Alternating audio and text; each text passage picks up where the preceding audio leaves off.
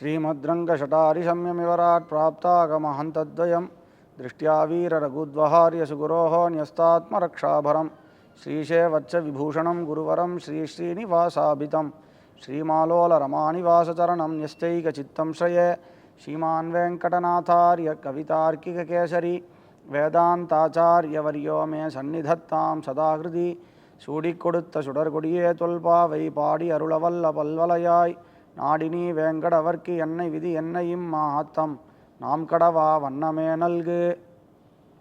புதுயுகம் நேயர்களுக்கு இனிய காலை வணக்கம். திருப்பாவை அப்படின்ற பிரபந்தத்தில் 8 நாளாக அனுபவிச்சுன்னு வந்துட்டுருக்கோம். இன்றைக்கி 9வது பாசுரத்தை அனுபவிக்க போகிறோம். தூமணி மாடத்து சுற்றும் விளக்கெரிய தூபம் கமழத் தூமணி மாடத்து சுற்றும் விளக்கெரிய தூபம் கமழத் துயிலனை மேல் கண் வளரும் மாமான் மகளே மணிக்கதவம் தாழ் திரவாய் மாமீரவளை எழுப்பீரோ உன்மகள்தான் ஊமையோ அன்றி செவிடோ அனந்தலோ ஏம பெருந்துயில் மந்திரப்பட்டாலோ மாமாயன் மாதவன் வைகுந்தனென் என்று நாமம் பலவும் நவின்னேலோரெம்பாவாய். திருப்பி இந்த பாசுரத்தில் ஆண்டாள் தன்னுடைய இன்னொரு தோழியை எழுப்ப போகிறா. இந்த தோழியானவள் பெருமாள் வரணும் அப்படின்ற வரவுக்காக தன்னை அலங்காரம் பண்ணிண்டு அதுக்காக தான் இருக்கக்கூடிய வீடு தன்னுடைய கிரகத்தையும் அலங்காரம் பண்ணி எங்கே பார்த்தாலும் விளக்கேற்றி வச்சு அவ்வளவு மணிமாடங்களோடு இருக்கான் இவளுடைய திருமாளிகை.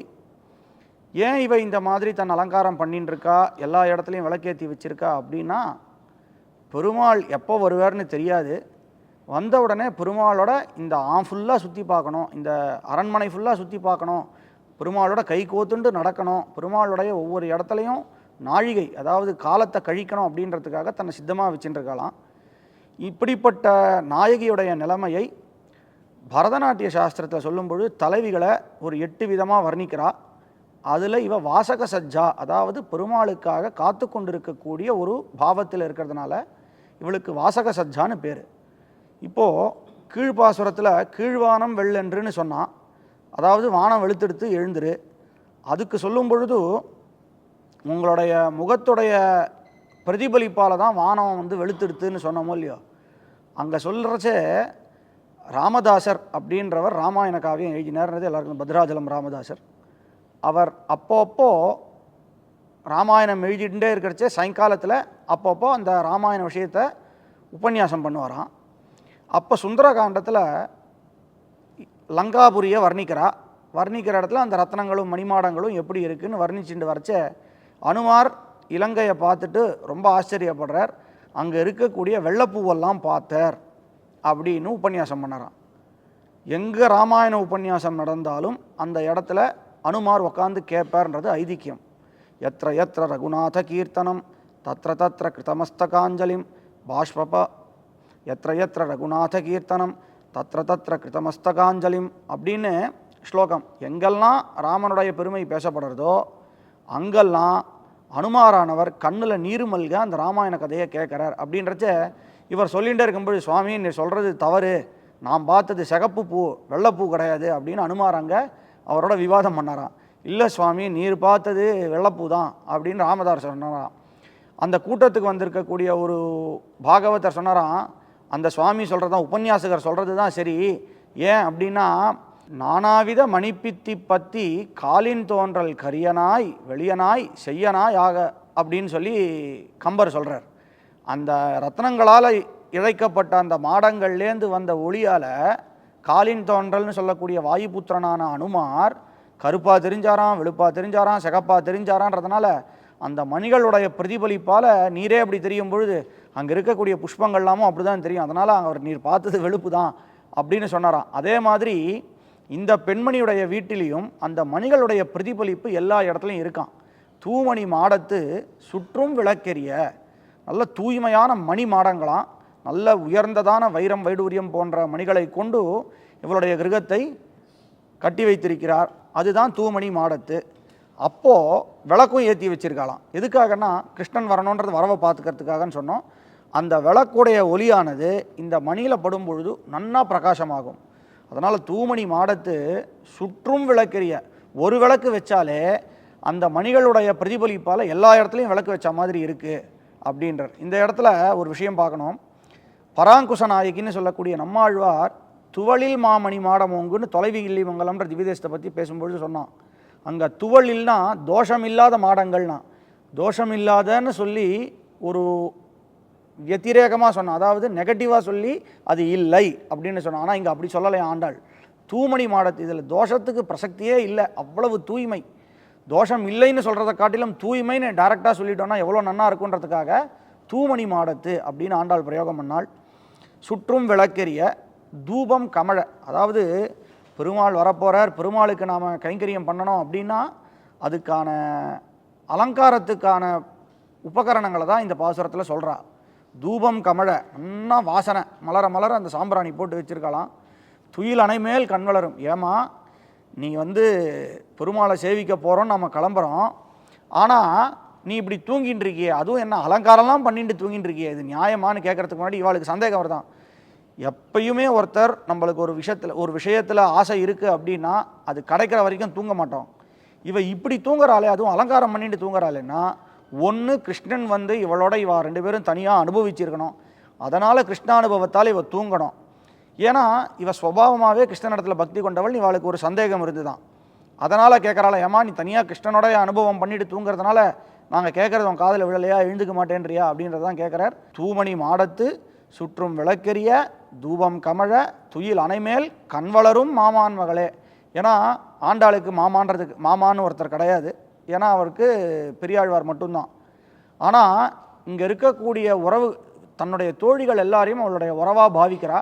அப்படிப்பட்ட ஒரு மாமான் மகளேன்னு சொல்லி அந்த பொண்ணோட அப்பாவை மாமாவாக பாவிச்சுண்டு நினச்சிண்டு அவளுடைய மகளே அப்படின்னு கூப்பிட்றா. மாமான் மகளே மணிக்கதவம் தாழ்திறவாய்.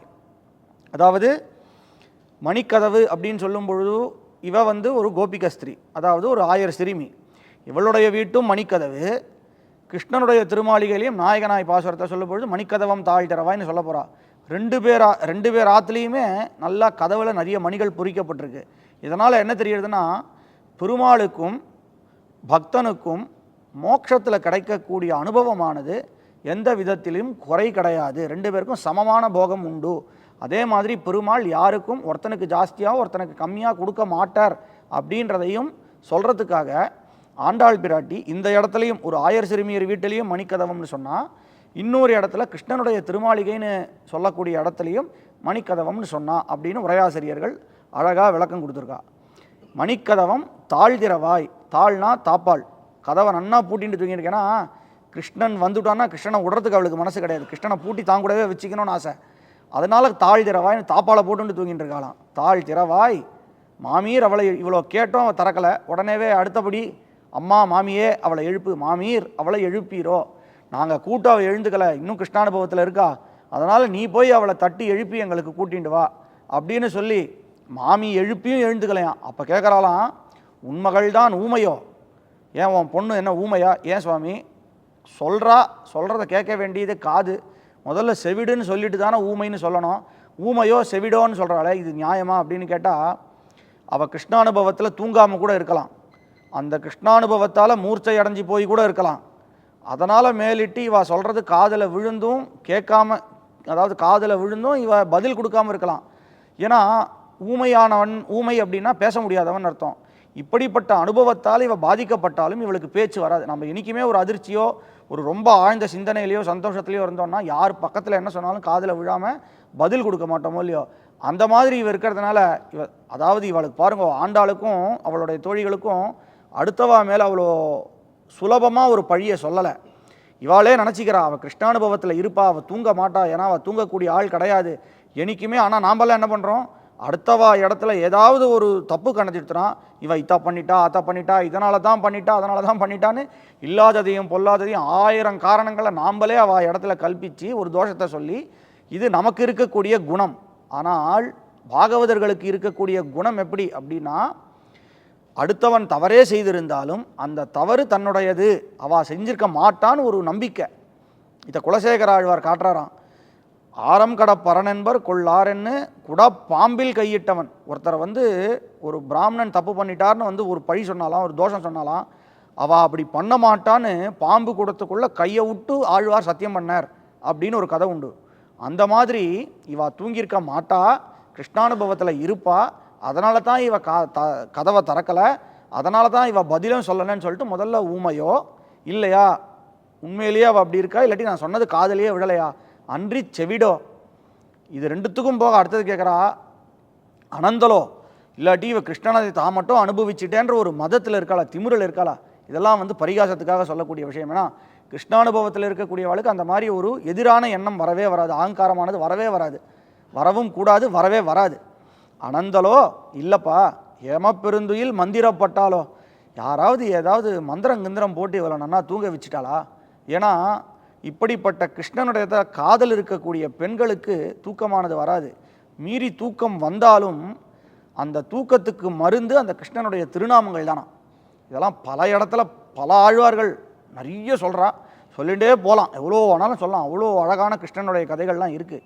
ஏம பெருந்துயில் மந்திரப்பட்டாலோ, ஏமம் அப்படின்னா ஒரு களிப்பாலேயோ வருத்தத்தாலேயோ வந்த தூக்கம். இவ கிருஷ்ணன் தன்னுடைய இருந்துட்டு கிருஷ்ணன் போயிட்டான்ற வருத்தத்தால் இவ இப்படி தூங்கிட்டாளா, இல்லை கிருஷ்ணன் கிடைக்கலையே அப்படின்றதுனால தூங்கிட்டாளா, இல்லை கிருஷ்ணனுடைய சேர்ந்து அதனுடைய சம்ஸ்லேஷத்தால் ஏற்படக்கூடிய ஒரு களைப்பால் தூங்கிட்டாளா அப்படின்னு சொல்கிறா, இல்லை சந்தோஷத்தால் தூங்கிட்டாளா அப்படின்னு சொல்கிறா. அதனால் ஏமம்ன்றத அர்த்தத்துக்கு களிப்பு இல்லாட்டி வருத்தம் களைப்பு இப்படின்லாம் அர்த்தம் பண்ணலாம். அப்படிப்பட்ட காரணத்தால் இவ தூங்கிட்டாளா, பெருந்துயில் மந்திரப்பட்டாலோ, அப்படி தூங்கி இல்லாட்டி யாராவது மந்திரம் போட்டாளா. மாமாயன் மாதவன் வைகுந்தன் என்றென்று நாமம் பலவும், எவ்வளோ பேர் சொல்கிறா பாருங்க.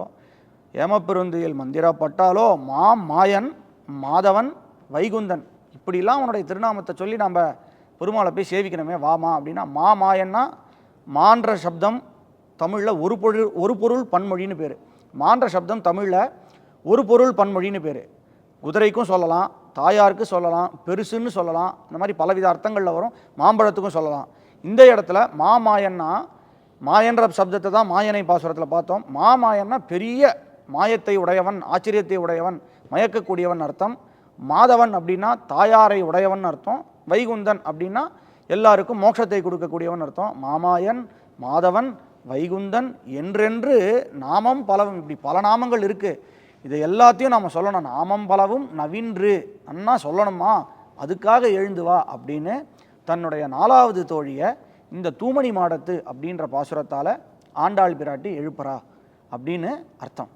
சதமகமனு நீலாச்சாரு கல்லாரகஸ்தா ஸ்தனபர நமிதா அங்கீ சாந்திர வாத்சல்ய சிந்துஹோ அலக வினிகிதாபி ஸ்ரக்பிரா கிருஷ்ணநாதா விலசது கிருதிகோதா விஷ்ணு சித்தாத்மஜானஹ கவிதார்க்கிக சிம்மாய கல்யாண குணசாலினே ஸ்ரீமதே வெங்கடேஷாய வேதாந்த குரவே நமஹ ஸ்ரீமதே ஸ்ரீனிவாச மகாதேசிகாய நமஹ.